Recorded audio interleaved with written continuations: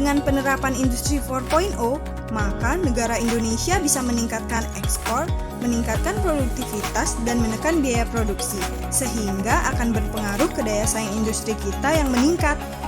Jadi, kita bisa memenangkan persaingan dengan industri dari luar negeri. Industri 4.0 adalah sebuah tuntutan untuk bersaing secara global, dan sebetulnya justru membuka lapangan kerja baru, seperti bagian research and development dan business development. Bahkan, di bagian IT banyak jenis profesi yang baru loh, seperti data scientist, data analis, network manager, hingga robot koordinator. Revolusi Industri 4.0 bukanlah suatu kejadian yang menakutkan. Justru, peluang makin luas terbuka bagi anak bangsa untuk berkontribusi terhadap perekonomian nasional. Selama kita memiliki kompetensi seperti pemecahan masalah, beradaptasi, berkolaborasi, kepemimpinan, kreativitas, dan inovasi, kita akan bisa mewujudkan Indonesia melesat ke peringkat atas perekonomian dunia. So, tunggu apa lagi?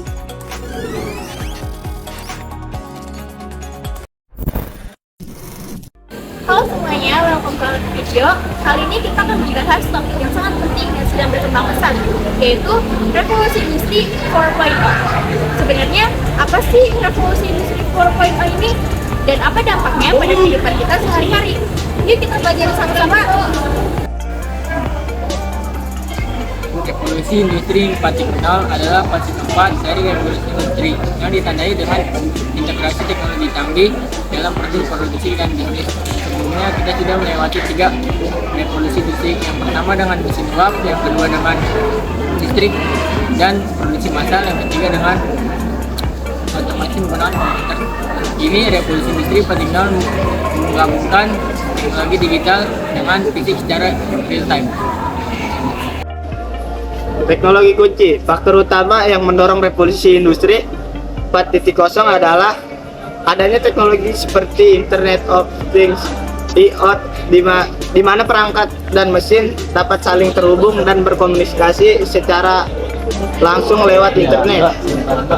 Ada juga kecerdasan buatan AI yang dapat menganalisis data secara cepat, membuat keputusan otomatis, ditambah lagi big data yang memungkinkan pengelolaan data dalam skala besar, dan cloud computing sebagai media penyimpanan dan pengelolaan data secara online.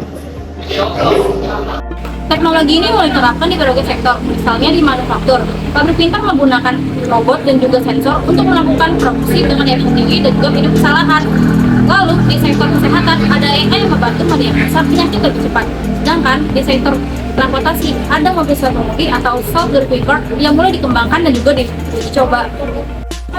Dengan revolusi industri 4.0 terjadinya peningkatan yang efisiensi dan sangat signifikan. Produksi bisa dilakukan dengan cepat dan tepat sasaran. Selain itu, biaya juga bisa ditekankan karena tenaga manusia digantikan dengan mesin otomatis. Kualitas produk juga bisa meningkatkan minimnya kesalahan manusia. Tak hanya itu, perusahaan juga dapat lebih tanggap terhadap kebutuhan pelanggan dengan data real time.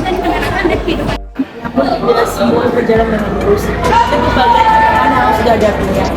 Banyak pekerjaan tradisional yang bisa tergantikan secara otomatisasi sehingga munculnya kekhawatiran dan kehilangan lapangan pekerjaan. Selain itu keamanan data juga sangat penting karena makin banyak data pribadi dan sistem di digital. Kesiapan sumber daya manusia juga menjadi tantangan besar. Oleh karena itu, keterampilan yang baru bisa mengoperasikan teknologi canggih ini. Walaupun ada tantangan, revolusi industri 4.0 membuka peluang besar dalam kemajuan peradaban dan kesejahteraan manusia. Dengan persiapan yang baik, pendidikan yang tepat, dan inovasi tanpa henti, kita dapat menghadapi era baru ini dengan lebih bijaksana. Terima kasih bagi teman-teman yang sudah menyaksikan. Jangan lupa untuk selalu belajar dan beradaptasi dengan dunia yang selalu berubah ini. Sampai jumpa di video selanjutnya.